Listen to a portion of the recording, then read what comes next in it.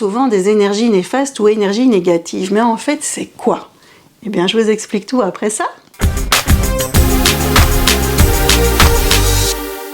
Bonjour, c'est Chantal Verayon, bienvenue sur la chaîne de l'énergétique et de la radiesthésie simple, efficace et à la portée de tous. Si vous êtes nouveau, n'hésitez pas à vous abonner pour nous rejoindre dans ce monde magique de l'énergétique et de la radiesthésie. Aujourd'hui, c'est une petite vidéo sur les énergies négatives que moi j'appelle les énergies néfastes. On va faire un petit récapitulatif. Ce n'est pas parce qu'on ne voit rien qu'il n'y a rien autour de nous. L'œil humain ne capte pas grand-chose de ce qui l'entoure. Il y a plein de choses autour de nous que notre œil ne voit pas. Vous utilisez le micro-ondes pour chauffer vos plats, mais vous ne voyez pas les ondes utilisées. En énergétique, c'est la même chose. On est entouré d'énergies invisibles. Et dans les énergies invisibles qui nous entourent, il y a des énergies bénéfiques pour nous, car elles nous boostent, elles nous apportent de la joie, un sentiment de rayonnement génial. Mais il y a aussi les énergies négatives pour nous. Ces énergies, elles nous plombent, elles nous tirent vers le bas, elles nous fatiguent, et parfois même elles peuvent nous apporter un mal-être. Moi, je suis hyper sensible aux énergies qui m'entourent et surtout aux énergies néfastes. Je peux arriver dans un lieu et me mettre à pleurer, avoir de la colère ou même avoir des nausées. Je ne ressens pas beaucoup les énergies bénéfiques, sauf une fois. J'étais dans le désert chez mon frère de cœur Ali et lors du repas du soir, tout à coup, j'ai ressenti comme des énergies autour de moi et le repas terminé avec ma meilleure amie, nous avons été prises de fou rire. C'est comme si on était là et pas là et c'était comme si on était toutes les deux pompettes. C'était vraiment très amusant à vivre et la joie ressentie pendant ce moment-là, c'était génial. Mais voilà, c'est souvent les énergies négatives que moi je ressens. Les énergies bénéfiques, comme je viens de vous expliquer, on aime les rencontrer. On aimerait les rencontrer de plus en plus souvent. Malheureusement, elles sont un peu cachées par les énergies négatives ou néfastes. Avant de vous dire qui sont ces énergies néfastes, je voulais attirer votre attention sur un point. Je ne sais pas si vous avez remarqué, je dis souvent « énergie néfaste pour soi ». En effet, on est tous différents. Et les énergies qui sont négatives pour moi ne le sont pas spécialement pour vous. Chacun possède sa propre sensibilité. Il est donc impossible de faire une généralité. Il sera nécessaire de faire attention à vos ressentis et de vous écouter. Allez, je vous donne quand même quelques énergies négatives ou néfastes que l'on peut rencontrer. Dans ces énergies négatives, on peut rencontrer les esprits. Il s'agit d'âmes qui n'ont pas réussi à quitter la Terre, à aller de l'autre côté. Ces âmes, elles sont là, comme ça, entre deux mondes, c'est comme si elles flottaient. Et pour rester sur Terre, elles ont besoin d'énergie.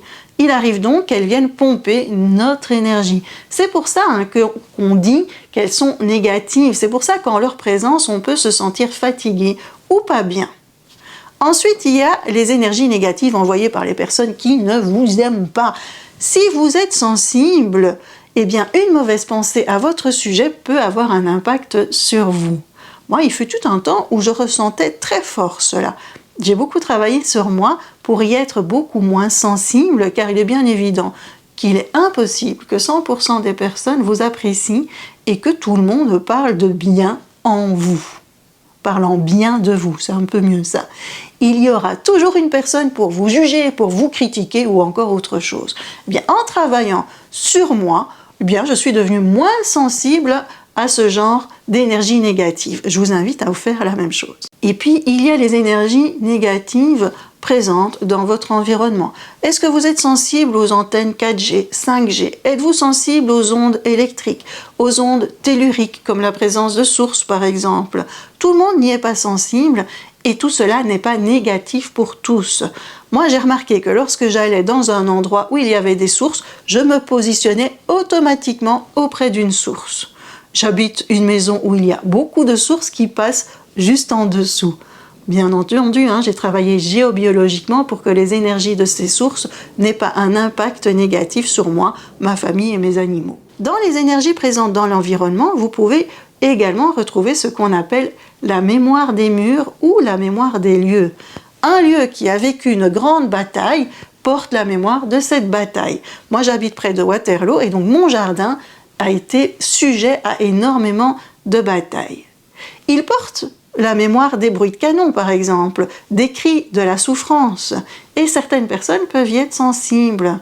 Je parle de personnes, mais aussi d'animaux. Certains animaux sont sensibles aux énergies néfastes. Je me souviens d'une séance en télépathie animale, c'était pour un chien qui avait fugué subitement. Quand je fais des séances de télépathie animale, je ne connais pas l'histoire de l'animal ni le pourquoi de la séance. Et avant de poser toute question, je donne la parole à l'animal afin qu'il puisse exprimer ce qui est important pour lui. Et lors de cette séance, j'ai reçu bruit de camion, cris et guerre. Moi, là, je ne comprenais pas grand-chose. Mais le responsable du chien, ils m'ont expliqué qu'il venait de déménager près d'une plage où il y avait eu un débarquement. Le chien était sensible à la mémoire du lieu. Et pour terminer, vous avez aussi l'alimentation. Chaque aliment vibre et certains aliments ne vibrent pas avec vous. Ils peuvent vous épuiser et vous apporter un certain mal-être. Soyez à l'écoute de votre corps lorsque vous mangez. Alors, qu'est-ce qu'il faut retenir de cette vidéo? Ce qui est important de retenir, c'est qu'il existe plein d'énergies qui ne nous conviennent pas. Il est impossible de tout lister, surtout qu'en fait, on ne connaît pas tout. Les craindre, ça ne sert à rien. Si vous avez les bonnes méthodes pour vous en prémunir, eh bien, alors vous pouvez vivre bien, je dirais. Et les personnes sensibles peuvent vivre encore mieux, comme moi, comme les méthodes que j'ai mises en place et que je partage dans mes formations. Je vous laisse avec tout ça, prenez soin de vous et n'hésitez pas à vous abonner. Et je vous dis à bientôt!